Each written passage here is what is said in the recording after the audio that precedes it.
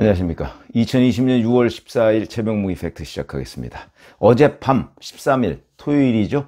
토요일 밤에 김정은의 동생 김여정이 또 담화를 발표했습니다. 외무성 담화에 이어서 김여정이 또 담화를 발표함으로써 이번에는 거의 선전포고를 했습니다. 무슨 얘기냐면 조선중앙통신이 보도했으니까 중앙통신은요 국한으로 따지면 국내외 모든 신문과 방송 이런 곳에서 받아쓰는, 우리로 얘기하면 연합뉴스 비슷한 곳입니다. 담화를 발표했는데, 그 전에 제가 잠깐 말씀드릴 건 오늘 6시 새벽 6시에 제가 이제 인터넷 매체 메인 신문 방송은 그 시간에, 그러니까 메인 신문을 다 체크를 했더니 눈에 띄는 장면이 나왔습니다. 김여정의 담화, 이게 거의 대북 선전포고니까 무슨 얘기냐, 대북이 아니죠. 대남 선전포고니까 무슨 얘기냐면 총참모부의 대적행동이라는 건 군사도발을 얘기하는 거죠. 그 행사권을 넘겨주려고 한다, 이렇게 되어 있습니다. 군사도발 내지는 심하게 얘기하면 여튼 남조선을 향해서 군사적 공격을 가하겠다 하는 거를 공개적으로 지금 표명한 것인데, 그럼에도 불구하고 신문 인터넷 매체 머릿기사가 이게 아닙니다. 그런데 그게 묘한 공통점이 있습니다. 다 이걸 머릿기사로 했는데 경향신문과 한겨레, 여기만 머릿기사가 아닙니다. 여기만 두 번째 기사입니다. 묘하죠. 그래서 한겨레 신문 같은 경우 보니까 첫 번째 머릿기사가 토요판이면 어제 아침부터 있었던 얘기입니다.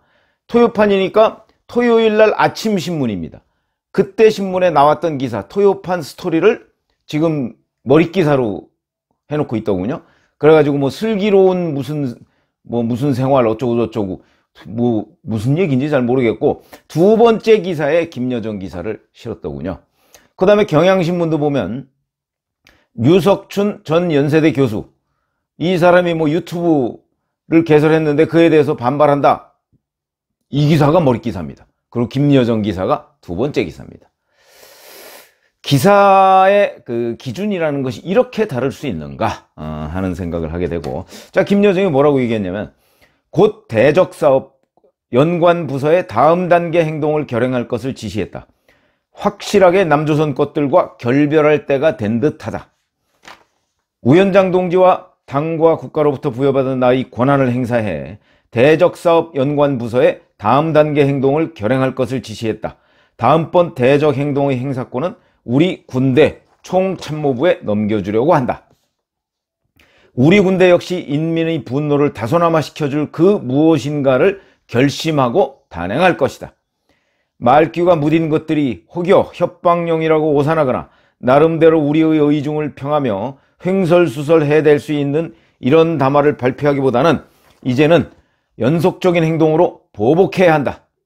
확실하게 남조선 것들과 결별할 때가 된 듯하다. 머지않아 쓸모없는 남북 공동연락사무소가 형체도 없이 무너지는 비참한 광경을 보게 될 것이다.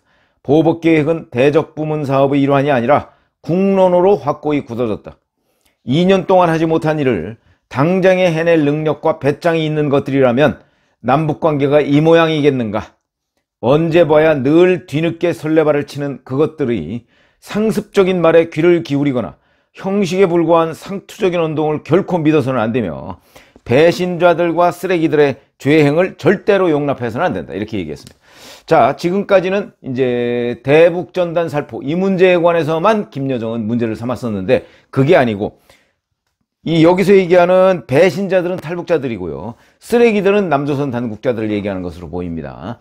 그럼 왜 김여정이 이렇게 화가 났을까 하는 부분, 그건 물론 북한의 오락가락에다 북한의 말도 안 되는 요구사항 때문이지만, 그걸 우리가 굳이 분석해보자면 아마 남북 간에는 그동안 많은 대화들이 오고 갔을 겁니다.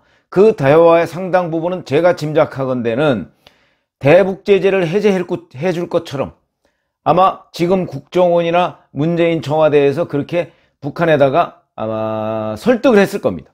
그런데 북한 입장으로 봐서는 대북제재가 하나도 해제가 안 됐습니다. 그러니까 여기 나오죠. 2년 동안 하지 못한 일, 이게 대북제재 해제입니다. 그런데 정확하게 따지면 문재인 청와대는 왜 그러면 대북제재 해제를 못했을까요? 하려고 여러 가지 노력을 했습니다. 그리고 김현철 통일부 장관 어떤 사람입니까? 미국과 따로 가서 우리가 북한과 하겠다 이렇게 공언한 사람입니다. 그럼에도 할 수 없죠. 왜 그러느냐? 한미동맹이라는 것이 정말 촘촘하게 연결이 되어 있습니다. 한국과 미국은 서로 독자적인 행동을 하기가 굉장히 어려운 상황입니다. 거기다가 지금 워킹그룹, 대북 정책과 관련해서 한국과 미국은 수시로 손발을 맞춰야 됩니다. 그것까지 있는 상황에서 미국을 완전히 외면하고 우리가 간다? 그러면 한미동맹을 깨고 가겠다는 얘기밖에 안 됩니다. 그런데도 그동안에 김현철 통일부 장관은 그런 얘기를 해왔고, 바로 그런 사람을 통일부 장관으로 밀어붙인 게 문재인 대통령입니다. 그래서 아마 문재인 대통령으로서는 김현철 통일부 장관으로 하여금 뭔가 사고를 쳤으면 하는 기대를 했을 것 같은 그런 느낌이 듭니다. 그러나 김현철 통일부 장관도 아무리 본인이 미국과 따로 놀겠다고 얘기를 했어도 미국으로부터 전면적인 오히려 공격을 받을 그런 상황, 군사적 공격 빼고 그런 상황이 된다면 아마 행동에 나서지 못했을 것이다. 그것이 저는 북한의 결정적인 불만. 왜냐면 북한한테 문재인 청와대가 얘기했을 때는 금방이라도 뭐 한 몇 개월 내라도 뭔가를 해줄 것처럼, 그리고 제재도 무너뜨릴 것처럼, 그 하나가 개성공업지구 재개, 금강산 관광 재개 뭐 이런 거일 텐데 해줄 것처럼 얘기하면서 지금까지 한 2년 지났습니다. 문재인 정부로서는 3년이 지났으니까, 그러니까 작년 그 2월에 평창올림픽 그 즈음에 이제 국정원에서 북한 통전부하고 이런저런 얘기들을 굉장히 많이 하지 않았겠습니까? 그때부터 뭔가 해줄 것처럼 얘기를 했는데 안 해줬다. 뭐냐 너희들 라고 생각을 했을 것이고, 그것이 이번에 초반에는 대북전단 살포 문제로 불거졌지만 이제는 문재인 정부 당국자들에까지 번진 것이다. 이렇게 지금 얘기를 할 수가 있고요. 그러나 이런 거 보시죠. 아주 결정적인 것은 또 아닌 듯합니다. 그러니까 뭐 대규모 남침 뭐 이런 거 6.25 때처럼 이런 건 아닌 것으로 보입니다. 왜 그러냐면 확실하게 남조선 것들과 결별할 때가 된 듯하다 이렇게 얘기했습니다. 됐다가 아닙니다. 된 듯하다. 아니 자기들이 자기들 말을 하면서 이렇게 추정성 얘기를 했다는 얘기는 아직은 확고하게 결심하거나 또는 대규모 무슨 대남 무슨 전쟁 같은 걸 치를 준비는 안 된 것 아니냐. 그러니까 여기에 한 30 내지 40% 정도의 엄포가 섞여 있다 이렇게 봅니다. 그러면 여기에서 암시한 대로 개성 공동연락사무소가 형체도 없이 사라진, 저는 이게 첫 번째가 될 거라고 봅니다. 형체도 없이 사라지는 이유. 그러니까 개성공업지구 연락사무소, 그거 우리 정부가 100억 원 들여서 만든 겁니다. 제가 그거 만들 때만 해도 저걸 왜 만드나, 저거 언제 무너질지 모르는데, 언제 없애버릴지 모르는데, 근데 개성공업지구 만든 지 지금까지 단 한 번도 거기서 제대로 된 회의나 대화 같은 거 해본 적이 없습니다. 왜 만들었습니까? 북한을 몰라서 만들었습니까? 그러니까 그게 아마 첫 번째로 무너질 것 같고, 그 다음에 금강산 거기에 있는 우리 현대아산에 여러 가지 건물들이 있습니다. 그거 이미 거의 다 몰투된 상태인데 아마 그것도 무너지게 될 것이다. 폭파하거나 뭐 이런 그 퍼포먼스를 벌일 가능성이 있고, 그 다음에 서해안에서 또 누군가 모르게 천안함 폭침 같은 또 남남 갈등을 유발할 수 있는 그런 도발을 할 가능성이 매우 높다. 왜 그러냐? 총참모, 대적행동의 행사권을 총참모부에 넘겨주려고 한다. 그런데 총참모장은 지금 뭐 김영철이 아니지만 과거 김영철이 총참모장이었대. 총정치국장이었을 때 천안함 폭침이 일어났습니다. 지금 대남 정책의 주도권을 김여정과 김영철이 쥐고 있는 것으로 보입니다. 통전부장은 장금철이라는 사람인데, 장금철이라는 사람은 그 사람이 혹시 김여정과 동일 인물이 아닌가 싶을 정도로 모습을 드러내지 않고 있습니다. 그러니까 대남 정책의 행사권을 김정은이 김여정, 김영철한테 물려줬으니까 지금 제가 보건대는 김영철의 아이디어로 김여정이 지금 나팔수 노릇을 하고 있는 것이 아닌가.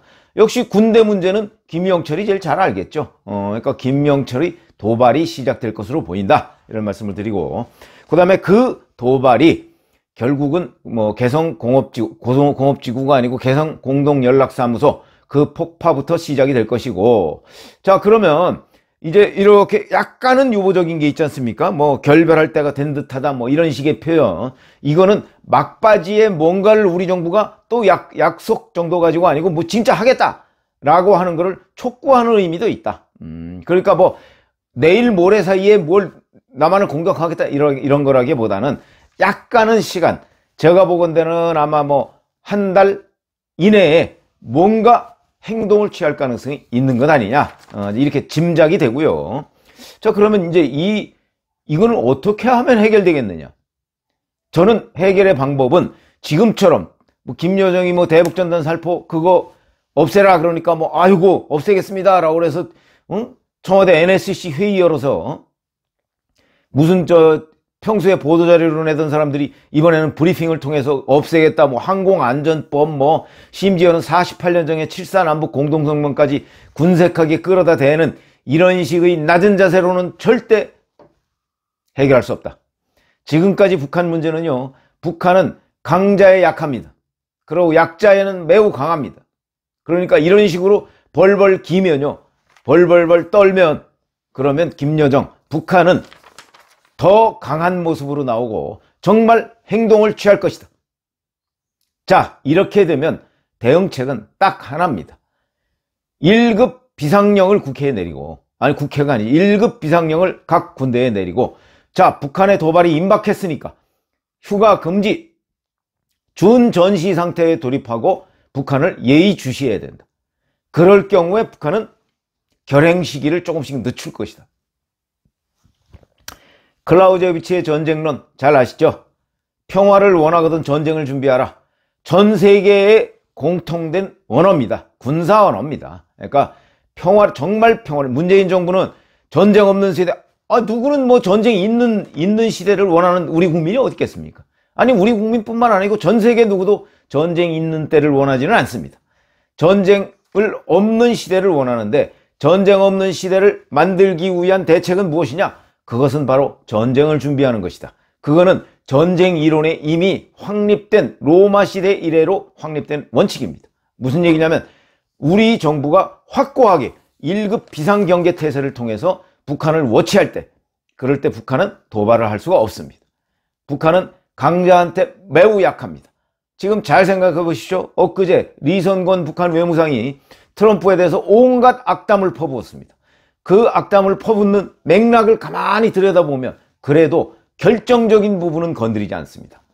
왜냐하면 미국은 강자이기 때문에. 그 결정적인 부분이 뭐냐? 김정은과 트럼프의 개인적인 인간적 관계를 거기서 거론합니다. 그거는 내가 이렇게 미국을 욕하지만 우리 최고 존엄인 김정은 동지는 트럼프 대통령과 그렇게 뭐 척지고 살고 싶지 않다. 그러니까 일정한 정도로 한계를 딱 긋고 얘기하는 겁니다. 그게 미국은 정말 무서워하거든요. 왜 그러냐? 미국은 곧바로 행동에 옮길 수 있는 나라이기 때문에 그렇습니다. 사실 그동안 여러 가지 관점에서 보면 미국이야말로 정말 북한이 얘기하는 제국주의 아닙니까? 그럼에도 미국은 언제든 fight tonight, 오늘 밤에도 싸울 수 있는 그 정신으로 무장을 하고 있기 때문에 미국을 무서워하는 것이다. 우리 정부도 지금 1급 비상령을 내려서 대비하는 것만이 이 도발을 억제하거나 연기하거나 아니면 무산시킬 수 있다. 이런 말씀을 드리고요. 자, 북한은 또 보면 김여정 이렇게 했죠. 엊그제는 그 옥류관 주방장이라는 사람이 나와서 또 악담을 퍼부었습니다. 북한 대외선전 매체인 조선의 오늘 방송을 보면 오수봉 옥류관 주방장이라는 사람이 얘기했는데, 이 옥류관은 문 대통령이 2018년 9월 19일에 냉면을 먹었던 곳입니다. 근데 여기서 이렇게 얘기해, 그 장소에 주방장이라는 사람이 평양에 와서 문 대통령 이름을 언급하지는 않았습니다. 이름난 옥류관 국수를 처먹을 때는 그 무슨 큰일이나 칠 것처럼 요사를 떨고 돌아가서는 지금까지 전혀 한 일도 없다. 문 대통령이 얘기하는 거죠, 문 대통령. 처먹을 때는. 그리고 큰일이나 할 것처럼. 이게 다 일관된 메시지입니다. 무슨 얘기냐면 제재를 해제해 줄 것처럼 라고 얘기하면서 왜 안 했느냐 이런 겁니다. 그러니까 여기에 대처하는 길은요, 납작 엎드려서 비위를 맞추는 것이 아니고 정말 군대에 1급 비상령을 내려서 북한을 감시하는, 그리고 우리도 언제든지 반격의 자세를 취하고 있다 하는 그런 태도를 취할 때만 이걸 막을 수가 있다. 이런 말씀을 드립니다. 감사합니다.